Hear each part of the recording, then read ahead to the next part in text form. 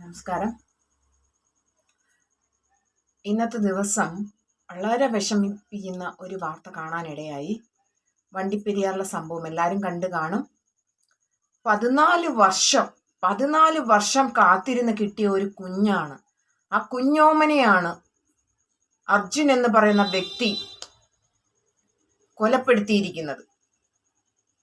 ഈ അർജുൻ എന്ന വ്യക്തിയെ കോടതി വെറുതെ വിടുമ്പോൾ ആ കോടതി വരാന്തയിലിരുന്ന് എട്ടുനാടും പൊട്ട വിളിച്ച് അലറുന്ന ആ അമ്മയുടെ കരച്ചിൽ അത് കേട്ടുകഴിഞ്ഞ സഹിക്കത്തില്ല. അവര് ഊന്നി പറയുന്നുണ്ട്, ഇവനാണ് പ്രതിയെന്ന് ഉറപ്പിച്ച് പറയുന്നുണ്ട്, ഇവനാണ് പ്രതിയെന്ന്. അപ്പൊ നമ്മള് പേഴ്സണലായിട്ട് അന്വേഷിച്ചപ്പോ അറിയാൻ കഴിഞ്ഞത് ഈ അർജുൻ എന്ന വ്യക്തിയുടെ അമ്മ CPM പ്രവർത്തകയാണ്. അവരുടെ സ്വാധീനം കൊണ്ടാണ് ഈ കേസിൽ നിന്ന് നൈസായിട്ട് ഈ ചെറുക്കൻ ഊരിപ്പോയത് എന്നാണ് കിട്ടിയ റിപ്പോർട്ട്. എത്രയെത്ര തെളിവുകൾ അർജുനെതിരായിരുന്നു. ഏകദേശം 50ഓളം സാക്ഷികളെ നിരത്തി. 50ൽ പരം തെളിവുകൾ എതിരായിരുന്നു. എല്ലാ രീതിയിലും ജീവപര്യന്തം കിട്ടേണ്ട ഒരു വ്യക്തി 2 വർഷം കൊണ്ട് നിസ്സാരമായിട്ട് പുല്ലുപോലെ ഇറങ്ങി വന്നിരിക്കുകയാണ്. എല്ലാ മനുഷ്യരും ഒരുപോലെ വിരൽ ചൂണ്ടുന്നത് ആ ജഡ്ജിയുടെ തീരുമാനത്തെയാണ്. ഇവിടെ എന്ത് നിയമവ്യവസ്ഥയാണുള്ളത്? ഒരു തെറ്റ് ചെയ്യുക, സുന്ദരമായിട്ട് ഇറങ്ങി വരിക. ഇങ്ങനെ ഒരു നിയമവ്യവസ്ഥയാണെങ്കിൽ ഇവിടെ കുറ്റകൃത്യം കൂടുകയല്ലേ ഉള്ളൂ. നമുക്ക് എന്ത് സുരക്ഷയാണുള്ളത്? ഇന്നത്തെ കുഞ്ഞു കുട്ടികളെ എന്ത് വിശ്വാസത്തിൽ നമ്മൾ പുറത്തേക്ക് വിടണം? എന്നിട്ട് റിപ്പോർട്ടർ ചാനൽ അർജുന്റെ ലൈവ് ഇന്ന് വിട്ടപ്പോൾ എല്ലാവരും റിപ്പോർട്ടർ ചാനലിനെ കുറ്റം പറഞ്ഞു. ഇങ്ങനെ ഒരു പ്രതിയുടെ ലൈവ് എന്തിനാണ് വിട്ടത്? പല വ്യക്തികളും പല വിമർശനങ്ങളും ചെയ്തു കണ്ടു. റിപ്പോർട്ടർ ചാനൽ ഇപ്പോൾ ഈ ഒരു സാഹചര്യത്തിൽ എന്തിനാണ് അരുൺ ഇന്റർവ്യൂ ചെയ്തത്, അത് വളരെ തെറ്റായി പോയി എന്ന് പറഞ്ഞ് പല എതിരഭിപ്രായവും കണ്ടു. കോടതി പ്രതി അല്ല എന്ന് പറഞ്ഞിരിക്കുകയാണ് അർജുനന്. കോടതി പ്രതി അല്ല എന്ന് പറഞ്ഞ സ്ഥിതിക്ക് റിപ്പോർട്ടർ ചാനലിന് തീർച്ചയായിട്ടും അർജുന്റെ ഇന്റർവ്യൂ എടുക്കാവുന്നതാണ്. ഇൻസ്റ്റഗ്രാമിലെല്ലാം വലിയ രീതിയിൽ ആളുകൾ പ്രതിഷേധം അറിയിച്ചിട്ടുണ്ട്. എല്ലാ മനുഷ്യരും കോടതിയെ കുറ്റം പറയുന്നു, വിധിച്ച ജഡ്ജിയെ കുറ്റം പറയുന്നു. നമുക്ക് സത്യാവസ്ഥ അറിയണ്ടേ? തീർച്ചയായിട്ടും ഇന്റർവ്യൂവിൽ കൊണ്ടുവന്നതിൽ ഒരു തെറ്റുമില്ല. ആ ഇന്റർവ്യൂ സമയത്ത് അർജുനോട് ചോദിക്കുന്നുണ്ട്, നീ ഫോൺ വീഡിയോ കാണാറുണ്ടോ എന്ന്. അവൻ ഒരു രീതിയിലും സമ്മതിക്കുന്നില്ല. പക്ഷെ ടെലഗ്രാം വഴി വീഡിയോസ് ഡൗൺലോഡ് ചെയ്തിരിക്കുന്നു, സെർച്ച് ചെയ്തിരിക്കുന്നു, എല്ലാം ചെയ്തിരിക്കുന്നു. പക്ഷെ അവൻ ഒന്നുമേ സമ്മതിക്കുന്നില്ല. ആ കുറ്റകൃത്യം ചെയ്യുന്ന ദിവസം അവൻ കടയിൽ പോയി മിഠായി വാങ്ങിച്ചിരിക്കുന്നു കുട്ടിക്ക് കൊടുക്കാനായിട്ട്. ഫോണിൽ കുട്ടിയുടെ ഉടുപ്പിട്ട 3 ഫോട്ടോയുണ്ട്. 3 എന്നാണ് അവൻ പറയുന്നത്, പക്ഷെ അതിലധികം ഫോട്ടോസുകളുണ്ട്. പിന്നെ മനഃപൂർവ്വം കരുതിക്കൂട്ടി പറയുന്നുണ്ട്, അന്നത്തെ ദിവസം കണ്ണിൽ കുരുവായിരുന്നു എന്ന്. നടക്കാൻ പറ്റത്തില്ല, കെട്ടിവെച്ചിരിക്കുക. എന്നിട്ട് കുന്തിയാണ് നടന്നുകൊണ്ടിരുന്നത്. ഇതെല്ലാം മനഃപൂർവ്വം അത് ഇവനല്ല ചെയ്തത്, ആ കുറ്റകൃത്യം ചെയ്തതല്ല എന്ന് വരുത്തി തീർക്കാൻ വേണ്ടി പറഞ്ഞതായിട്ടാണ് നമുക്ക് ഫീൽ ആവുന്നത്.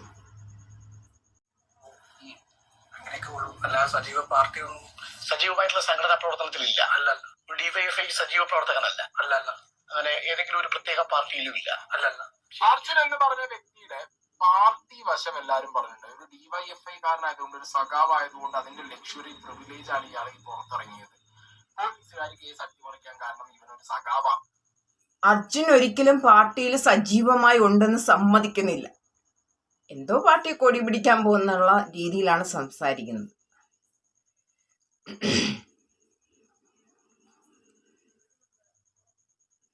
കേസ് അട്ടിമറിക്കാൻ കാരണം ഇവനൊരു സഖാവായതുകൊണ്ടാണ് എന്ന് ഒരുപാട് പേര് പറഞ്ഞു കേട്ടിട്ടുണ്ടായിരുന്നു. പക്ഷെ ഈ അർജുൻ തന്നെ പറയുന്നു, പാർട്ടി സെക്രട്ടറി ആള് വിളിക്കും, പോയി കൊടി പിടിക്കും. പക്ഷെ അത് കൺവിൻസിങ് അല്ല.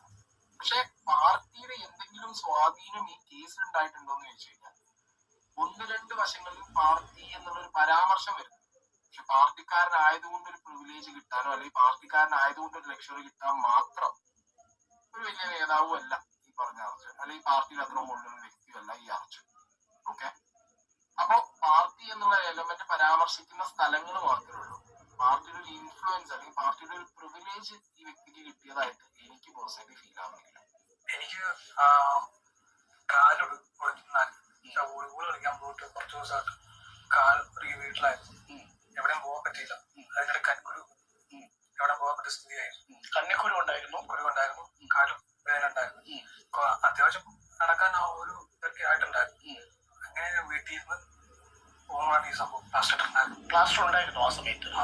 അതായത് ഈ സംഭവം നടക്കുന്ന ദിവസം പ്ലാസ്റ്റർ ഇട്ട നിലയിലായിരുന്നു. അല്ലല്ല അല്ല അല്ലല്ല പ്ലാസ്റ്റർ എടുത്തിരുന്നു. പ്ലാസ്റ്റർ എടുത്തിരുന്നു. പ്ലാസ്റ്റർ എടുത്തത് ഓർമ്മയുണ്ടാവും.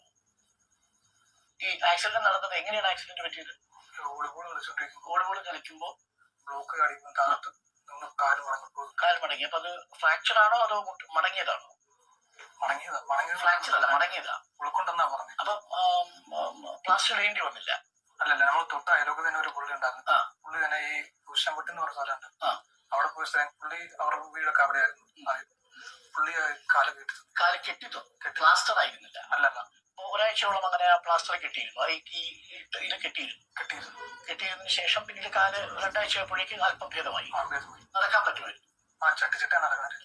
ഓക്കെ, അപ്പൊ ഈ സംഭവ ദിവസം കാലിനൊരു പ്രശ്നം ഉണ്ടായിരുന്നു എന്നാണ് അർജുൻ പറയുന്നത്. ചട്ടി നടക്കാൻ പറ്റുന്നുള്ളൂ. ഇത് ഇവിടെ ഇപ്പൊ ഈ ഒരു സ്ഥലത്ത് സംസാരിക്കുമ്പോൾ 2 കാര്യങ്ങളാണ് എന്റെ മൈൻഡിലുള്ളത്.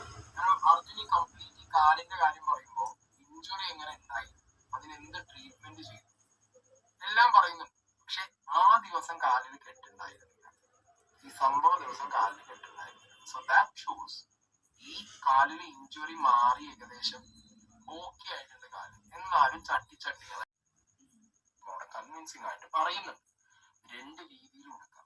ഓക്കെ, അപ്പോ ഈ ഒരു വ്യക്തി തന്നെയാണ് പ്രതി എന്ന് വിചാരിക്കുന്ന ഒരാൾക്ക് വേണമെന്നുണ്ടെങ്കിൽ ഓഹോ ഇവന്നാൽ അത് പറഞ്ഞ് കൺവിൻസ് ചെയ്യാണ്. അതായത് അങ്ങനെ കാലിന് വയ്യാത്ത ഒരാള്, കണ്ണിന് കുരുവുണ്ട്, ഇങ്ങനെയൊക്കെ പ്രശ്നമുള്ള ഒരാൾ അന്നേ ദിവസം അത് ചെയ്യുമോ എന്നുള്ള രീതിയിൽ ഇവനത് വരുത്തി തീർക്കാൻ വേണ്ടിയാണോ എന്നും ചിന്തിക്കാം. അല്ലെങ്കിൽ ഇത്ര വയ്യാത്ത ഒരാൾ ഇത് ആ ഒരു സിറ്റുവേഷനിൽ അത് ചെയ്യുമോ ആ പ്രവൃത്തി എന്നുള്ള രീതിയിൽ ബാക്കിയുള്ളവർക്കും ചിന്തിക്കാം. It's up to us. കാലുന്ന എനിക്കും നിങ്ങൾക്കുമാണ് അതിന്റെ ഒരു ഓപ്ഷൻ കിടക്കുന്നത്.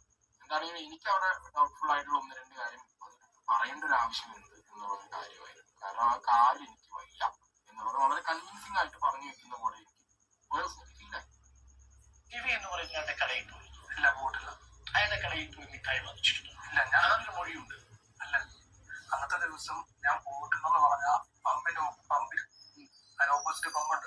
പുള്ളിയുടെ പറഞ്ഞ കട ഓപ്പോസിറ്റ് പമ്പുണ്ട്. പമ്പിന്റെ CCTV നോക്കി. ഉച്ചയ്ക്ക് 3 മണിക്ക് മുടി വെട്ടാൻ ആള് വന്നിരുന്നു എന്ന് പറയുന്നുണ്ട്. പക്ഷേ കടയിൽ പോയി മിഠായി വാങ്ങിച്ചു എന്ന് പറയുന്ന കാര്യം സമ്മതിക്കുന്നില്ല. അപ്പൊ എല്ലാം ബോധപൂർവം കള്ളം പറഞ്ഞുകൊണ്ടേ ഇരിക്കുക. പോലീസിനെ ഇതേപോലെ വഴി തെറ്റിച്ചിട്ടുണ്ട് ഓരോ കള്ളങ്ങൾ പറഞ്ഞു. ഇന്നപോലെ ഞങ്ങളുടെ ജംഗ്ഷനിൽ ഒരു ഫിഷ് ഷോപ്പ് ഉണ്ടാക്കി. അവിടുത്തെ ക്യാമറ ഉണ്ടായിരുന്നു. ആ ക്യാമറ റെക്കോർഡ് എടുത്തിട്ടില്ല. ആ ദിവസത്തിൽ താങ്കളെ പതിഞ്ഞിട്ടില്ല. ഞാൻ പോയിട്ട് പോലും. പക്ഷെ ഇതൊക്കെ അറിയാമായിരുന്നു, അവിടെ ക്യാമറ ഉണ്ടായിരുന്നു എന്നുള്ള കാര്യങ്ങളൊക്കെ അർജുൻ അറിയാമായിരുന്നു. എനിക്കറിയത്തില്ല. പിന്നീട് എങ്ങനെ ബോധ്യപ്പെട്ടത്? അമ്പനാണെങ്കിൽ വണ്ടി വരുന്ന പോകുന്നൊക്കെ ക്യാമറക്കകത്ത് കാണും. അല്ല, അർജുൻ ഇപ്പൊ പറഞ്ഞു പമ്പിലുണ്ടായിരുന്നു, കടയിലും ഈ CCTV ഉണ്ടായിരുന്നു. ഇത് അർജുൻ അറിയാമായിരുന്നു. എനിക്കറിയത്തില്ല. പക്ഷെ ഞങ്ങള് സേവായിട്ട് ആ വഴികളിൽ പോയിട്ട് വരും. ടൗണിൽ ഇപ്പൊ ഊഹിച്ചതാണ്, ഉണ്ടാകാം എന്ന് ഊഹിച്ചതാണ്. ഊഹിച്ചില്ല, ഒരു വർഷം കണ്ടിട്ടുണ്ട്.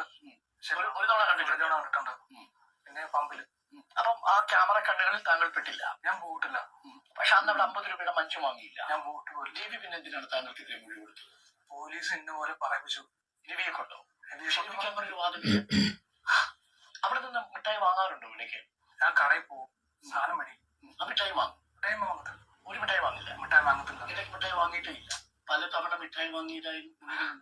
ഈ രവിക്ക് താങ്കളോട് വിരോധം പേഴ്സണലായി? അല്ലല്ല, വിരോധമൊന്നുമില്ല. പിന്നെന്തിനാണ് രവി മൊഴി കൊടുക്കുന്നത്? കേസിന്റെ ആവശ്യത്തിന് വേണ്ടി പറഞ്ഞവര്. പക്ഷെ അതിന് അർജുനെ രവിക്ക് മുൻകൂർ വിരോധമില്ല. കേസിന് ഞാൻ പ്രതിയായെന്ന് പറഞ്ഞായില്ലേ? ഇന്ന പോലെ പറയണമെന്ന് പറഞ്ഞാൽ പറയും.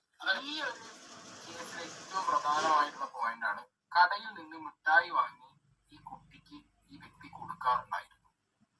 ഈ മിഠായി വാങ്ങിയ കടക്കാരന്റെ മൊഴി ഭയങ്കര ഇമ്പോർട്ടന്റ് ആണ്. അന്നേ ദിവസം ഈ കടയിൽ നിന്ന് മിഠായി വാങ്ങി എന്ന കടക്കാരന്റെ മൊഴി. ഈ എൻറ്റയർ ഇന്റർവ്യൂവിൽ അർജുൻ പറയുന്നത്, എന്നോട് ആർക്കും ഒരു ദേഷ്യമില്ല, ആ നാട്ടിൽ ഒരാൾക്ക് പോലും എന്നോട് വ്യക്തിപരമായ ദേഷ്യമില്ല, പ്രത്യേകിച്ച് ആ കടക്കാരൻ എന്നോട് ഒരു ദേഷ്യമില്ല, എന്റെ ഫ്രണ്ട്സിന് എന്നോട് ഒരു ദേഷ്യമില്ല, പക്ഷെ അവർ കൊടുത്ത മൊഴികളിൽ എനിക്കെതിരെയാണ് എല്ലാം. അതെങ്ങനെ സംഭവിച്ചെന്ന് എനിക്കറിയില്ല. അതാണ് അർജുൻ പറയുന്നത്. കടക്കാരൻ, ഫ്രണ്ട്സ്, നാട്ടിലുള്ളവർ, ഈ വ്യക്തി ഇതിലുണ്ടെങ്കിൽ പോലും ഇത്രയും ക്ലോസ് ആയി നിൽക്കുന്ന ഫ്രണ്ട്സ്, ഈ വ്യക്തി ചെയ്തിട്ടുണ്ടെങ്കിൽ പോലും ഇത്രയും ക്ലോസ് ആയി നിൽക്കുന്ന ഫ്രണ്ട്സ് പോലും ഒന്നും പഠിക്കും. അയ്യോ, ഞാൻ എന്റെ ഫ്രണ്ടിനെതിരെ ഇങ്ങനെ മൊഴി കൊടുക്കും. പക്ഷെ ഇവിടെ എല്ലാം അർജുൻ എന്ന് പറഞ്ഞ വ്യക്തിക്ക് എതിരെയാണ് മൊഴികൾ. പിന്നെ CCTV ക്യാമറയുടെ കാര്യം, കടയിൽ നിന്ന് സാധനം വാങ്ങാൻ പോയിട്ടില്ല, വാങ്ങാൻ പോയിട്ടുണ്ടെങ്കിൽ തന്നെ അവിടെ നിന്ന് ഞാൻ ഒരു മിഠായി പോലും മേടിച്ചിട്ടില്ല. CCTV ക്യാമറ നോക്കിയാൽ മതി, പമ്പിൽ CCTV ക്യാമറ ഉണ്ടാവുമല്ലോ. പക്ഷെ ഇതിൽ അർജുൻ പറയുന്നത്, ഞാൻ എവിടെയും CCTV ക്യാമറ ഞാനങ്ങനെ പോയി നോക്കിയിട്ടൊന്നുമില്ല, ഫോൺ വഴി ഞാൻ ജസ്റ്റ് കണ്ടിട്ടേ ഉള്ളൂ, ഞാൻ ശ്രദ്ധിച്ചിട്ടില്ല. അങ്ങനെ കാഷ്വലി പറയുന്നതിന്റെ കൂട്ടത്തിൽ ഒരു മീൻകടയുടെ കാര്യം പറയുന്നത്, ഫിഷ് ഷോപ്പിന്റെ കാര്യം പറയുന്നത്. സോ അർജുൻ അവെയർ ആണ് ആ സ്ഥലങ്ങളിൽ എവിടെയൊക്കെ ക്യാമറ ഉണ്ടെന്നുള്ളത്. അല്ലാതെ ഒരാൾക്ക് പറയാൻ പറ്റും. ഇപ്പൊ എന്റെ നാട്ടിലാണെങ്കിൽ പോലും ഏതൊക്കെ ഷോപ്പിൽ ക്യാമറ ഉണ്ട് ഇല്ല എന്നുള്ളത് എനിക്ക് പറയാൻ പറ്റും. നമ്മളത് അറിയണല്ലോ, ഈ ഷോപ്പിൽ ക്യാമറ ഉണ്ട്, അതിൽ പുറത്ത് ഇത്ര ക്യാമറ പുറത്തേക്ക്. ഇതിൽ അർജുൻ പറയുന്നത് ശ്രദ്ധിക്കണം, മിഠായി വാങ്ങാൻ കയറിയ കടയിലേക്ക് പ്രൊജക്ട് ചെയ്ത് നിൽക്കുന്ന ക്യാമറ പമ്പിലേതും ഫിഷ് ഷോപ്പിലേതുമാണ്. കൃത്യമായിട്ട് അർജുൻ അതെന്റെ ക്യാമറ ഇങ്ങോട്ടാണ് പ്രൊജക്ട് ചെയ്യുന്നത്, അതിൽ ഞാൻ വെട്ടിയിട്ടുണ്ടോ? അതാണ് അർജുന്റെ ചോദ്യം. അതുതന്നെയായിരിക്കും ഈ പറഞ്ഞ വക്കീലന്മാരും ചോദിച്ചു കാണുന്നത്.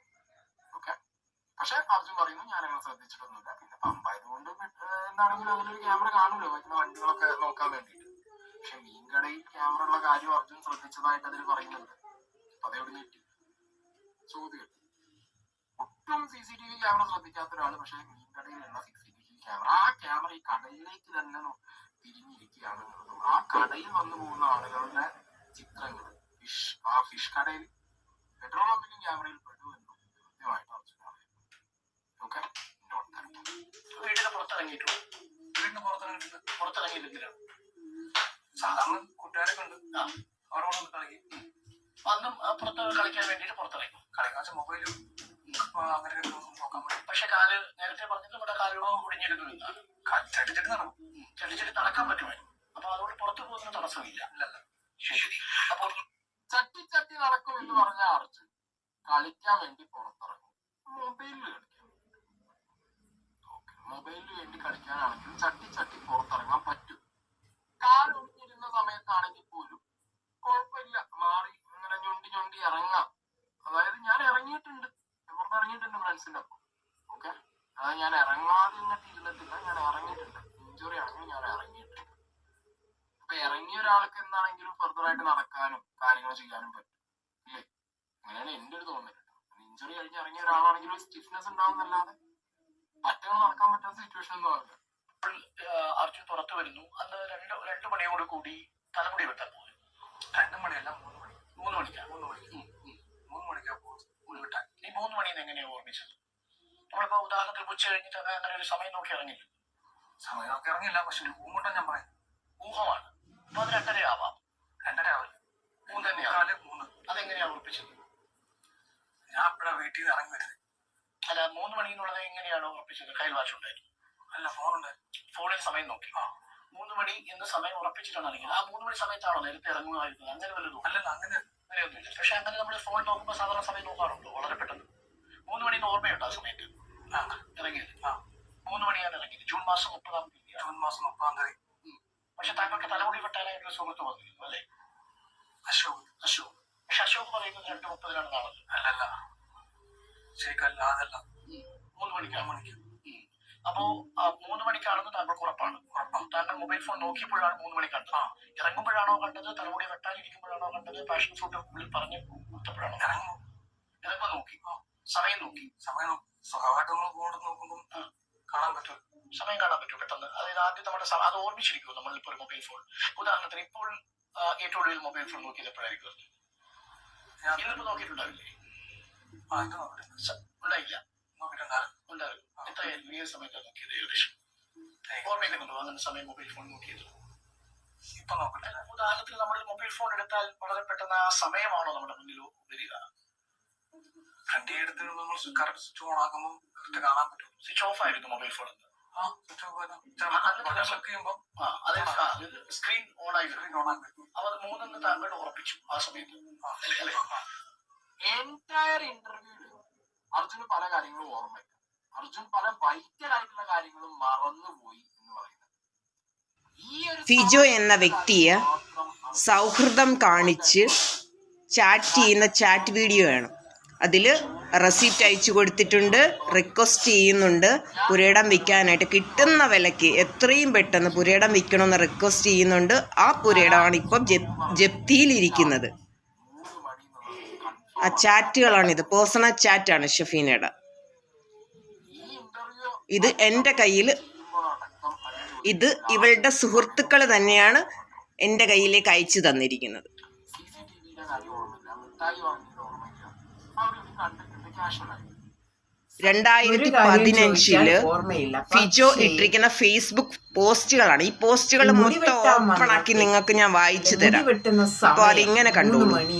ഓരോ പോസ്റ്റുകളും വ്യക്തമായിട്ട് ഓപ്പൺ ആക്കി ഞാൻ വായിച്ചു തരാം.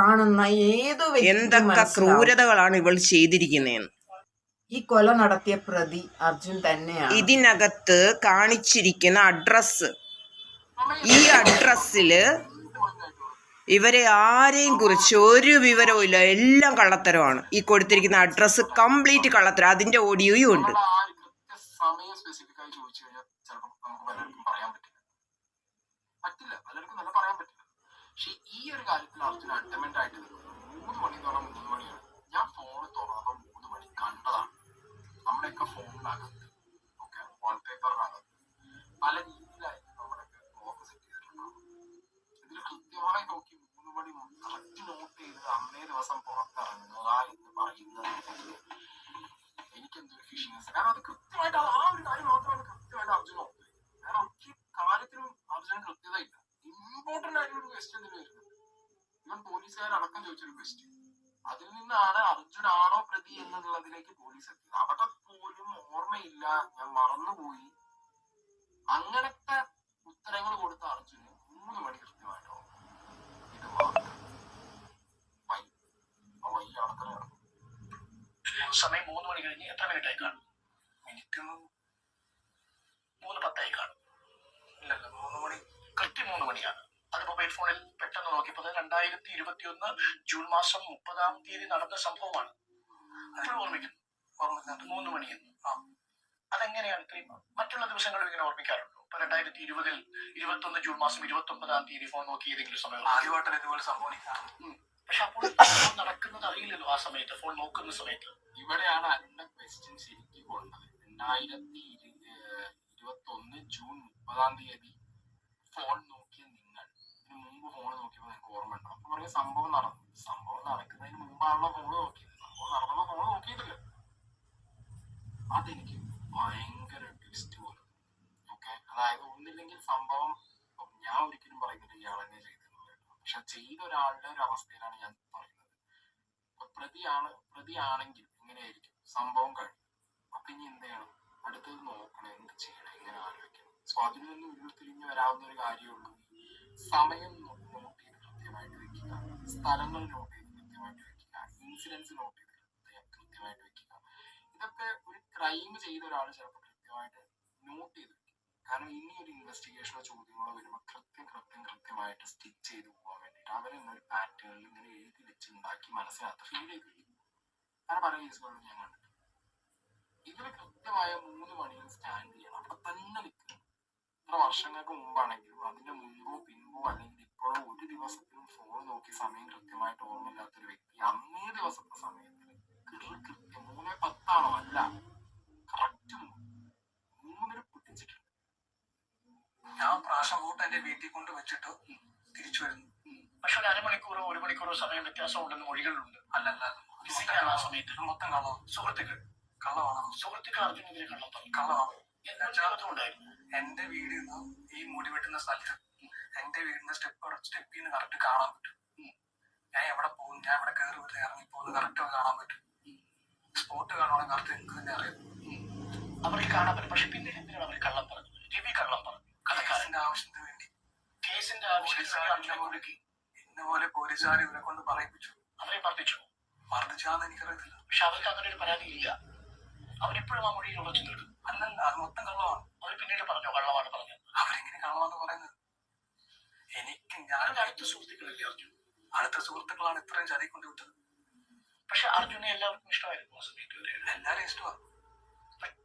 ഇയാൾ എടുത്തു പറയുന്നുണ്ട്, സുഹൃത്തുക്കൾക്കെല്ലാം ഇയാളെ ഭയങ്കര ഇഷ്ടമാണെന്ന് എടുത്തു പറയുന്നുണ്ട്. ആ വ്യക്തി തന്നെ പറയുന്നു എന്നെ ചതിയിൽ കൊണ്ടുവിട്ടതാണ് സുഹൃത്തുക്കളെന്ന്. അപ്പൊ അത്രയും ഇഷ്ടമുള്ള സുഹൃത്തുക്കൾ ഒരിക്കലും ചതിയിൽ കൊണ്ടുവിടത്തില്ല. അപ്പൊ തന്നെ മൊഴിയിൽ വൈരുദ്ധ്യമായി കഴിഞ്ഞു. എനിക്കറിയത്തില്ല. അവർ അർജുനെതിരെ അർജുൻ അനുകൂലമായി സാക്ഷി പറഞ്ഞാൽ പിന്നീട് തെളിയിക്കപ്പെട്ടാൽ അവർക്കൊരു കുഴപ്പമാവില്ലേ?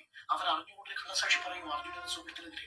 ഞാൻ തറപ്പിച്ചു പറയാൻ ഇതാണ് ഞാൻ ആദ്യം പറഞ്ഞത്. ഫ്രണ്ട്സ് അടക്കം ഇതിൽ മൊഴി കൊടുത്ത് 60 പേര് 69 പേരുടെ മൊഴി 70 പേര് ഇവരെല്ലാവരും അർജുനെതിരെ മൊഴി കൊടുക്കണമെന്നുണ്ടെങ്കിൽ ഇവർക്ക് അർജുനോട് ഇനിയിപ്പോൾ എന്തെങ്കിലും വ്യക്തി വൈരാഗ്യം, അർജുന്റെ കുടുംബത്തിനോടോ അച്ഛനോടോ അമ്മയോടോ വ്യക്തി വൈരാഗ്യം മൂലം അല്ലെങ്കിൽ പാർട്ടി പ്രശ്നങ്ങളാണോ, ഇത് പാർട്ടിയായിട്ട് ഒരു ബന്ധമില്ല എന്ന് പറയുന്നു. കുടുംബപരം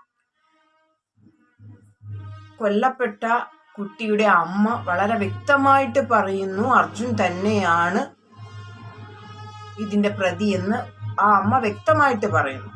70ഓളം സാക്ഷികളാണ് എതിര് പറഞ്ഞിരിക്കുന്നത്. അപ്പൊ 70ഓളം പേരും കള്ളം പറഞ്ഞു എന്നാണോ? ഒരിക്കലും അല്ല. പ്രശ്നങ്ങളില്ല. നാട്ടിൽ ഞാൻ ആരെങ്കിലും ഒരു കുഴപ്പക്കാരനല്ലാതെ പറയുന്നത് എന്തുകൊണ്ട് ഒരു കൂട്ടം ആളുകൾ മാത്രം കൊണ്ടുവന്നതാണെന്ന് വിചാരിച്ചാൽ നമുക്ക് വിഷയം. ഇത് പല സ്ഥലങ്ങളിൽ നിന്ന് പല വ്യക്തികൾ, പല ഈ നാട്ടിലുള്ള പല രീതിയിൽ വർക്ക് ചെയ്യുന്ന പല സ്ഥലങ്ങളിലുള്ള ആളുകളാണ്. ഇവൻ കുടുംബത്തിലുള്ളവരും ഫ്രണ്ട്സും അടക്കമാണ് എന്റെ ലൈഫിലേക്ക് കടന്നു വന്നത്. എന്റെ ഫോൺ വരെ നിങ്ങൾ ഉപയോഗിച്ചു. ആ ഫോൺ ഉപയോഗിച്ച് നിങ്ങൾ മറ്റേ വീഡിയോസ് കണ്ടു, ടെലിഗ്രാമിൽ കയറി ഡൗൺലോഡ് ചെയ്തു. എനിക്കൊരു കുഴപ്പമില്ല. അത്രയും ഫ്രീ ആയിട്ട് കൊടുക്കും ഫ്രണ്ട്സ്. ചിലപ്പോൾ ഇങ്ങനെയും ചിന്തിക്കാം, ഇങ്ങനെ ഫ്രീ ആയി വിട്ടത് കൊണ്ട് ഇനി ഫ്രണ്ട്സ് വല്ല തലയിൽ ഇട്ടതാണോന്ന് ചിന്തിക്കുന്നവരെയാണ്. ഇല്ലാന്ന് ഞാൻ പറയുന്നില്ല. പക്ഷേ കുറെ ചാറ്റ് ഹിസ്റ്ററി കാര്യങ്ങൾ കുറെ സീൻ ഇൻട്രോ ചെയ്തതിനകത്ത് കുഞ്ഞിന്റെ ഫോട്ടോ ഉണ്ടായിരുന്നു. കുഞ്ഞിന്റെ ഫോട്ടോ ഉണ്ടായിരുന്നു. മഞ്ഞ ഫ്രോക്കും റെഡ് ഫ്രോക്കും ഉണ്ടായിരുന്നു. പക്ഷെ എന്റെ ഫോണിന്റെ മാത്രമല്ല, എല്ലാവരുടെ ഫോൺ മേടിച്ച് പരിശോധിച്ച് നോക്കിയാൽ മതി. 60 ഫോട്ടോകളും ഉണ്ടായിരുന്നു കുട്ടിയുടെ. അല്ലല്ല, അതിൽ കൂടുതൽ ഉണ്ടായിരുന്നു. അല്ലല്ല, അതിൽ കൂടുതൽ അല്ലല്ല. എത്ര ഫോട്ടോ ഉണ്ടായിരുന്നു? പഴയ ഫോട്ടോകളെന്നാ പറയുന്നേ. 3 ഫോട്ടോ ഉണ്ടെന്ന് ആദ്യം പറയുന്നേ. രണ്ടാമത് റീട്രീവ് ചെയ്ത് നോക്കിയപ്പം 19 ഫോട്ടോ എന്നാ പറയുന്നത്. ഡിലീറ്റ് ചെയ്ത് കളഞ്ഞു. ഞാൻ ഡിലീറ്റ് ചെയ്തിട്ടൊന്നുമില്ല. എനിക്ക് എന്തിനാ ഡിലീറ്റ് ചെയ്യുന്നത്? അപ്പൊ റിട്രീവ് ചെയ്യണമെങ്കിൽ ഡിലീറ്റ് ചെയ്യണ്ടേ? അത് വേറെ എന്ത് ഫോട്ടോ അല്ല ഡിലീറ്റ് ചെയ്യുന്നത്. കൊച്ചിന്റെ ഫോട്ടോ നമ്മൾ ഈ ഒരു പ്രവൃത്തി ചെയ്തിട്ടുണ്ടെങ്കിൽ മാത്രമല്ലേ സാർ ഇങ്ങനത്തെ ഒരു ഫോട്ടോ ഒക്കെ ഡിലീറ്റ് ചെയ്യുന്നത്.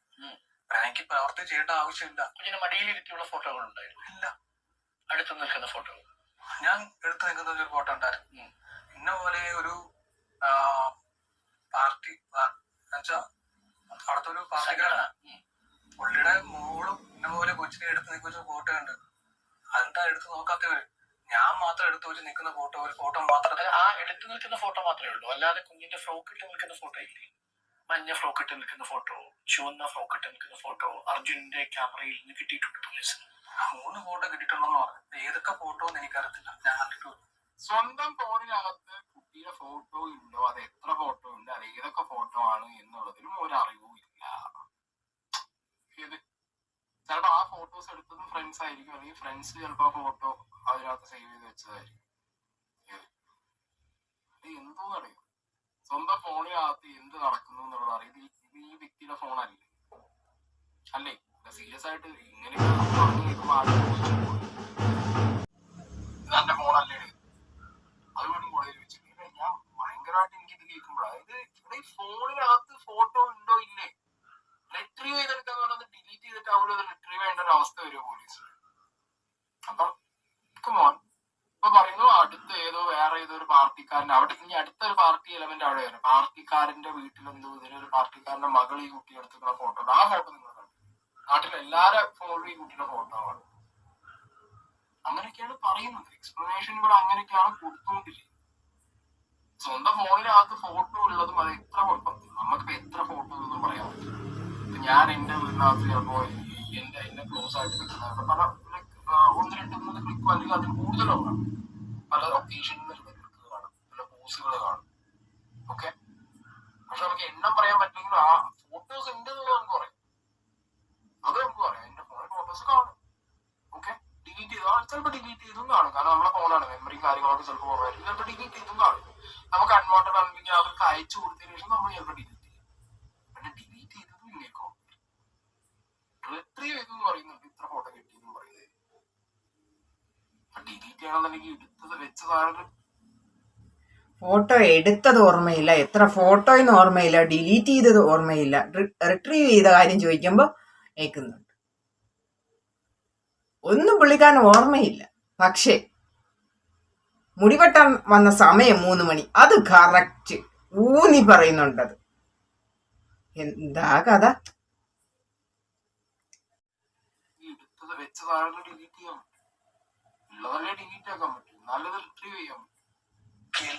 അഖിലിനെ ഞാൻ പറഞ്ഞു, എന്നെ പോലെ അന്നത്തെ ദിവസം എന്നെ പുറകിൽ നിന്ന് ഒത്തിരി പീഡിപ്പിച്ചോണ്ടിരിക്കുക. എന്നെ പോലെ നീ പറയും, എന്നെ പോലെ പറയില്ല. ജഡ്ജിനോട് പറയുവാനുള്ളൂ, ഡോക്ടറിനോട് പോവാനുള്ളൂ. എന്നെ പോലെ നീ പറയില്ല, പറഞ്ഞ ഞങ്ങളൊക്കെ നീ വരുന്നത്. വേദന ഉണ്ടായിരുന്നു അപ്പോ? ഉണ്ടായിരുന്നു. പക്ഷെ മെഡിക്കൽ പരിശോധനയിൽ താങ്കൾക്ക് പരിക്കൊന്നും കണ്ടില്ല. ഡോക്ടറുടെ മെഡിക്കൽ സർട്ടിഫിക്കറ്റ് അല്ലേ?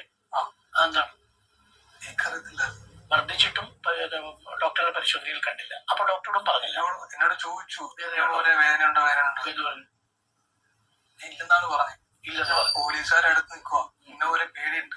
ഞാൻ ആദ്യമായിട്ടാ സ്റ്റേഷനിൽ പോലും കയറുന്നത്. എന്താ സ്ഥിതി എന്ന് എനിക്കൊന്നും അറിയത്തില്ലായിരുന്നു. അപ്പൊ ആ സമയത്ത് യഥാർത്ഥത്തിൽ വേദന ഉണ്ടായിരുന്നു? വേദന ഉണ്ടായിരുന്നു. പോലീസുകാർ ഡോക്ടറോട് കള്ളം പറഞ്ഞു?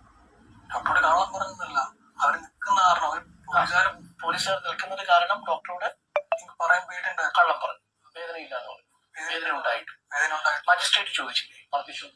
ചോദിച്ചു. അപ്പോഴും കള്ളം പറഞ്ഞു? കള്ളം പറഞ്ഞതല്ല, പിന്നെ ഇവര് നിൽക്കുമല്ലേ, ഇവര് പുറകിൽ നിന്ന് ഭയങ്കര ഭയന്നിരിക്കുക.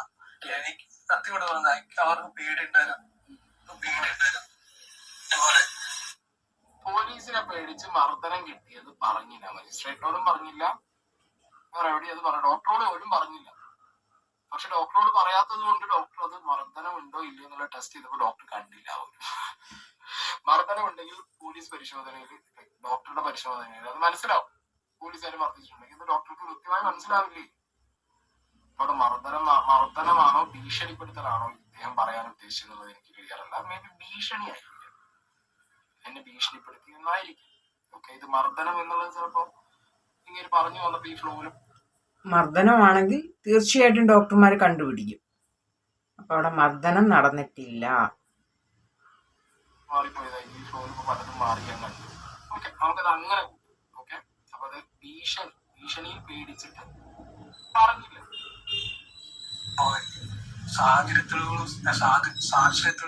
സാഹചര്യങ്ങളെല്ലാം അർജുനെതിരാണ്. അർജുനെ ആകെ സഹായിച്ചത് ശാസ്ത്രീയമായ തെളിവ് മാത്രമാണ്, തെളിവുകളുടെ അഭാവമാണ്. സാഹചര്യത്തിലെന്ന് വെച്ചാ എന്റെ മുടി, കയ്യിലുള്ള മുടി, ഇവിടെ ഉള്ള മുടി ഇന്ന പോലെ 4-ാം തീയതി എന്നുവെച്ചാ 2-ാം തീയതി ഫോറൻസിക് വരും. 4-ാം തീയതി പോയി സ്റ്റേഷനിൽ വെച്ച് അറസ്റ്റ് ചെയ്യുന്നു. അത് കഴിഞ്ഞിട്ടാണ് ഈ മുടിയൊക്കെ അവിടെ വരുന്നത്. എന്നോട് ചോദിച്ചു, ഞാൻ ചോദിച്ചെന്നല്ല, എന്നോട് എനിക്കറിയത്തില്ല എന്തിനാ മുടി പറപ്പിക്കുന്നത്, എനിക്കറിയത്തില്ല. ഇവിടെ പറപ്പിച്ചു, 2 ഭാഗത്തുനിന്നും പറപ്പിച്ചു, കയ്യിൽ നിന്നും പറപ്പിച്ചു, ഇവിടെ നിന്നും പറപ്പിച്ചു. എനിക്കറിയത്തില്ല. ഞാൻ DNA പരിശോധന കൊണ്ടുപോകാന്ന് എനിക്ക് എടുത്തു. 2-ാമതാണ് ഒരു ലേഡി ഇൻസ്പെക്ടർ എന്ന് പറഞ്ഞ് ഇന്ന പോലെ എന്റെ മുടി ഇട്ടിട്ടുണ്ടായിരുന്നു. മുടിയോടെ ആരും ഇട്ടു. അനീഷ് എന്ന് പറഞ്ഞ പോലീസുകാരൻ എന്നെ സ്റ്റേഷന്റെ ലോക്കപ്പിൽ നിന്ന് ഇറക്കി കൊണ്ടുപോയി വേറെ റൂമിനകത്ത് എത്തിച്ചു, ഇന്ന പോലെ പറപ്പിച്ചു. ഓക്കെ, അപ്പൊ പോലീസുകാര് ഫേക്ക് ആയി ഫാബ്രിക്കേറ്റ് ചെയ്തു തെളിവുകൾ ആണ് പറയുന്നത്. ഇവിടെ പോലീസിന് മാത്രം വൻ വീഴ്ച സംഭവിച്ചവിടെ. ഈ തെളിവുകൾ ശേഖരിക്കാനുള്ള ഒരു ഗ്യാപ്പ് അവർ കുറെ കൂടുതലെടുത്തു. സംഭവം നടന്നു, അത് വേറെ കേസ് എന്ന് പറഞ്ഞു കഴിഞ്ഞാൽ ഈ കുട്ടിയുടെ ഫാമിലി ആദ്യം ഇതൊരു അങ്ങനെ കൊലപാതകമായിരിക്കില്ല കുട്ടി ഷോൾ വെച്ച് കളിക്കാറുണ്ട്, ഞങ്ങൾക്ക് പോസ്റ്റ്മോർട്ടം വേണ്ടാന്ന് പറഞ്ഞാൽ അവരുടെ ഭാഗത്തു നിന്ന് ഒരു ലാഗ് വന്ന ടൈമിൽ പോലീസുകാർ മേ ബി അതൊരു ഓക്കെ ആ ഒരു സമയം ലക്ഷ്യം ഏറ്റെടുത്തതായിരിക്കാം. പിന്നെ പോലീസുകാർക്ക് തോന്നി കാണുമ്പോൾ ഓക്കെ ഇതിലെന്തോ പ്രശ്നമുണ്ട്. അതുകൊണ്ട് സമയമെടുത്താണ് പോയത്. സംഭവം ഉണ്ടായി 2 ദിവസം കഴിഞ്ഞിട്ടൊക്കെയാണ് ഇവർ ഫോറൻസിക്കിനെയും കൊണ്ട് പോകുന്നത് ഈ സംഭവ സ്ഥലത്തേക്ക്. അപ്പൊ മേ ബി ഇങ്ങനെ ചിന്തിക്കാം, അങ്ങനെ ആവുമ്പോ പോലീസുകാർക്ക് തെളിവ് കിട്ടി കാണില്ല. ഓക്കെ, സിറ്റുവേഷൻ വെച്ചുള്ള തെളിവുകൾ മാത്രമേ ഉണ്ടാവും, ശാസ്ത്രീയമായ തെളിവുകൾ കാണില്ല. പിന്നെ വഴി എന്ന് പറഞ്ഞാൽ പോലീസിന് ശാസ്ത്രീയമായ തെളിവുകൾ ഉണ്ടാക്കണം. ഓക്കെ, സിറ്റുവേഷൻ വെച്ച് ഇയാളാണ് പ്രതി എന്നുള്ളത് പോലീസ് ഓക്കെ അത് കൺഫേം ആക്കിയതിനു ശേഷം പിന്നെ അവർക്ക് അതിനുള്ള ശാസ്ത്രീയമായ തെളിവുകൾ, അവിടെയാണ് പോലീസ് ഫെയിലായത്. എനിക്ക് തോന്നുന്നു അവിടെയാണ് പോലീസ് ഫെയിലായത്. പോലീസ് ആദ്യമേ ശാസ്ത്രീയ തെളിവുകൾ എടുത്ത് വെച്ചിട്ടുണ്ടെങ്കിൽ സിറ്റുവേഷണൽ തെളിവുകൾ കൂടി കൂട്ടി വെച്ച് കഴിഞ്ഞാൽ സിമ്പിൾ ആയിട്ട് ഈ കേസ് മുന്നോട്ട് കൊണ്ടുപോകായിരുന്നു. ഞാൻ ഈ വ്യക്തി തന്നെ പറയുന്നത് ആരെയാണെന്നുണ്ടെങ്കിൽ. പക്ഷെ ഇവിടെ തെളിവെടുത്ത് പോലീസുകാർ പൂജാമുറി കാണിച്ചു കൊടുക്കും. ഇതെല്ലാം പിന്നീട് അർജുൻ കാണിച്ചു കൊടുക്കുകയാണ്. എങ്ങനെയാണ് ആ വിൻഡോ തുറന്ന് പുറത്തേക്ക് വരുന്നത്, ഇതെല്ലാം അർജുൻ പോലീസുകാരുടെ മുന്നിൽ നാട്ടുകാരുടെ മുന്നിൽ കാട്ടിക്കൊടുക്കുകയാണ്, ക്യാമറയ്ക്ക് മുന്നിൽ. ഇത് ആർക്കറിയത്തില്ലോ, എന്നെ സ്റ്റേഷനിൽ വെച്ച് ഇത്ര പീഡിപ്പിച്ചത് ആർക്കറിയത്തില്ലോ. പോലീസുകാർ ഇന്ന പോലെ അതെ അർദ്ദിച്ചു, ഇന്ന പോലെ നീ ചെയ്ത് കാണിച്ചില്ലെങ്കിൽ എന്റെ അപ്പനെ ഇതിനകത്ത് പ്രതിയാക്കും എന്ന് പറഞ്ഞ് ഭീഷണിപ്പെടുത്തി. അപ്പനെ പ്രതിയാക്കും എന്നാണ് പറഞ്ഞത്, സഹോദരിയെ പ്രതിയാക്കും അപ്പനെ പ്രതിയാക്കും എന്ന് പറഞ്ഞ് ഭീഷണിപ്പെടുത്തി. പക്ഷെ സഹോദരിയെ പ്രതിയാക്കും എന്നാണല്ലോ കോടതി പറഞ്ഞിരിക്കുന്നത്. അല്ലല്ലോ, അപ്പനെ പ്രതിയാക്കും. അപ്പനെ പ്രതിയാക്കും. സഹോദരി ഉണ്ടോ? ചേച്ചിന്റെ. അതിനുശേഷം ഈ ജനലിന്റെ കൂടെ പുറത്തേക്ക് വരാൻ വേണ്ടി പറഞ്ഞതാണ്. അതല്ല പറഞ്ഞു, എന്നെ ഈ കാര്യങ്ങളൊക്കെ വെച്ചാണ് എന്നെ ഇന്ന പോലെ ചെയ്ത് കാണിക്കാൻ പറഞ്ഞത്. എന്നെ വെറുതെ ഞങ്ങളെ വെറുതെ കൊടുത്തില്ലെന്നൊക്കെ ഭീഷണിപ്പെടുത്തി. ഓക്കെ, ഗ്രീഷ്മ കേസിലും നിങ്ങൾ എന്റെ വീഡിയോ കണ്ടപ്പോ ഞാൻ പറഞ്ഞിട്ടുണ്ടായിരുന്നു, അതിനകത്ത് നിങ്ങൾക്ക് ഓർമ്മ ഉണ്ടാവും സ്ഥിരം കാണുന്നവർക്ക്. പോലീസുകാർ ഇൻവെസ്റ്റിഗേഷന്റെ ടൈമിൽ പറയുന്ന കാര്യങ്ങൾ ഇവർ കൃത്യമായിട്ട് ചെയ്യും. എടുത്തു കൊടുക്കാൻ പറഞ്ഞാൽ എടുത്തു കൊടുക്കും, ചാടാൻ പറഞ്ഞാൽ ചാടും, ഇങ്ങനെയുള്ളതൊക്കെ ചെയ്യും. ലാസ്റ്റ് പോലീസുകാരുടെ കയ്യിൽ ശാസ്ത്രീയമായ തെളിവുകൾ ഇല്ല എന്നുള്ളത് അറിയുന്നു. കൃത്യമായിട്ട് ഇവർ പറയുന്നത് ഇങ്ങനെയാണെന്ന്, അതായത് പോലീസ് പറഞ്ഞു ഞാൻ ചെയ്യും, എനിക്കൊന്നും അറിയില്ല, എന്നെ ഭീഷണിപ്പെടുത്തി. സിമ്പിൾ ആണ് കാര്യം. പോലീസുകാരൊക്കെ ചേർന്ന് ഇതിനകത്ത് മെയിൻ ആയിട്ടുള്ള CSR പിന്നെ SSR. ഈ കുഞ്ഞിന്റെ കയ്യിൽ താങ്കൾ ഇട്ട പാന്റിന്റെ ഒരു ചെറിയ ഫൈബറിന്റെ അംശം ഉണ്ടായിരുന്നു, നൂലിന്റെ അംശം ഉണ്ടായിരുന്നു അല്ലെ? എന്റെ പാന്റ് അല്ലായിരുന്നു ശരിക്കും. ഫോറൻസിക് റിപ്പോർട്ട് എടുത്ത് നോക്കുവാണെങ്കിൽ തന്നെ നിങ്ങൾക്ക് അറിയാം, അവര് കൊടുത്തേക്ക് ഡാർക്ക് കയറിയാന്നാ പറഞ്ഞത്. പക്ഷെ ഇതിനകത്ത് നിങ്ങൾക്ക് ബ്രൗൺ കളർ എങ്ങനെ മാറി. എന്റെ സൈസ് ആണെങ്കിൽ വേറെയാണ്, പാന്റിന്റെ സൈസ് അതും വേറെയാണ്. പക്ഷെ താങ്കൾ തന്നെ പോലീസിനോട് സംബന്ധിച്ചിട്ടുണ്ട്, വസ്ത്രമെല്ലാം എടുത്തു കൊടുത്തു തരാമെന്ന് പറഞ്ഞിട്ടുണ്ട്. ഞാൻ പറഞ്ഞിട്ടില്ല, അങ്ങനത്തെ കാര്യം ഞാൻ പറഞ്ഞിട്ട് പോയില്ല. എന്നെ പോലെ എന്നെ കൊണ്ടുപോയി എന്നെ വീട്ടിൽ കയറ്റിയിട്ട് ഞാൻ കിടക്കുന്ന റൂമിൽ ഇന്ന പോലെ അടുക്കി വെച്ചിട്ടുണ്ടായിരുന്നു ഒരു 3 തുണി. ആ തുണിയിൽ നിന്നൊരു തുണി എടുക്കുന്നു. ഏത് തുണി യൂസ് ചെയ്ത് ചോദിച്ചു. ഇന്ന് ഈ തുണിയെന്ന് പറഞ്ഞു. അത് കൊടുത്തു. ഞാൻ എടുത്തു കൊടുത്തില്ല, ഞാൻ കാണിച്ചു കൊടുത്തത്. അപ്പൊ ആ തുണി എടുത്തു. ആ തുണിയിലെ ഒരു ഭാഗമാണ് കുഞ്ഞിന്റെ കയ്യിലെ വിരലിൽ നിന്ന് കിട്ടിയത്. പക്ഷെ എന്റെ തുണി അല്ല അത്. പക്ഷെ താൻ കാണിച്ചു കൊടുത്തതല്ലേ? ഞാൻ കാണിച്ചു കൊടുത്ത, പക്ഷെ കോടതി വന്നിട്ട് വേറെയാണല്ലോ. കോടതി വന്നിരിക്കുന്നത് ആ തുണിയുടെ നൂലല്ല. അല്ലല്ല, ബ്രൗൺ കളറിന്റെ ഷോർട്സിന്റെ നൂലാന്നാ വന്നേക്കുന്നത്. അത് ആരുടെയാ ആണ് കണ്ടെത്തിയത്. എന്തോ പോലീസുകാര് കൃത്യം, ഞാൻ പറഞ്ഞു പോലീസിന്റെ ഭാഗത്തുനിന്ന് പറ്റിയ തെളിവ് ശേഖരണത്തിൽ പറ്റിയ അബദ്ധം. ബ്രൗൺ ഷോർട്സിന്റെ നൂല് കുട്ടിയുടെ കയ്യിലുണ്ട്, കുട്ടിയുടെ നഖത്തിൽ നിന്ന് കിട്ടി എന്നുണ്ടെങ്കിൽ ഈസി ആയിട്ട് ഈ ബ്രൗൺ കുറെ ആളുകളൊന്നും ഇല്ലല്ലോ അവിടെ ഉണ്ടോ? ഈ ഓക്കെ ബ്രൗൺ ഷോർട്സ് ഈ പറഞ്ഞ വ്യക്തി പറയുന്ന രീതിയിലാണെങ്കിൽ പോലീസ് തന്നെ അത് ഫാബ്രിക്കേറ്റ് ചെയ്ത് കൊണ്ടുവച്ചു എന്നുള്ളതാണ് ഇദ്ദേഹം പറഞ്ഞു വരുന്നത്. പോലീസുകാരെന്തായാലും അവര് പൊട്ടന്മാരാവാൻ വേണ്ടിയിട്ട് അവരെ മറ്റേ കോടതി പോയാൽ പൊളിയാൻ വേണ്ടിയിട്ട് അവർ ചെയ്യില്ലല്ലോ. അവർ ഫാബ്രിക്കേറ്റ് ചെയ്യുന്നതാണെങ്കിൽ പോലും അത് കൃത്യമായിട്ട് അവർ ഈ പറഞ്ഞ വ്യക്തിയുടെ തന്നെ കൊണ്ടുപോയി വെക്കും. എന്നിട്ട് ഇവരെ കൊണ്ട് ചൂണ്ടിക്കാണിക്കാൻ പറയും. കോടതിയിൽ എത്തിയപ്പോഴത്തേക്ക് സാധനം മാറും. ഇനി ഈ ഒരു പോയിന്റാണ് എനിക്ക് ഒട്ടും ക്ലിയർ ആവുന്നത്.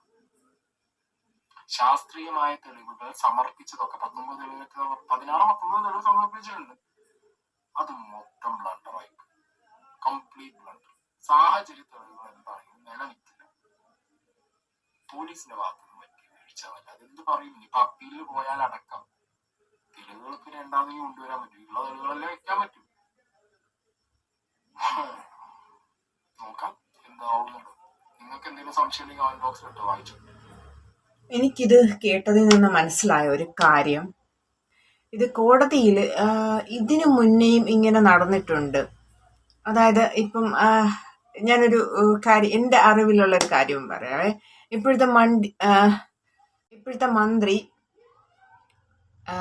ആന്റണി രാജു സാറ് വക്കീലാണല്ലോ.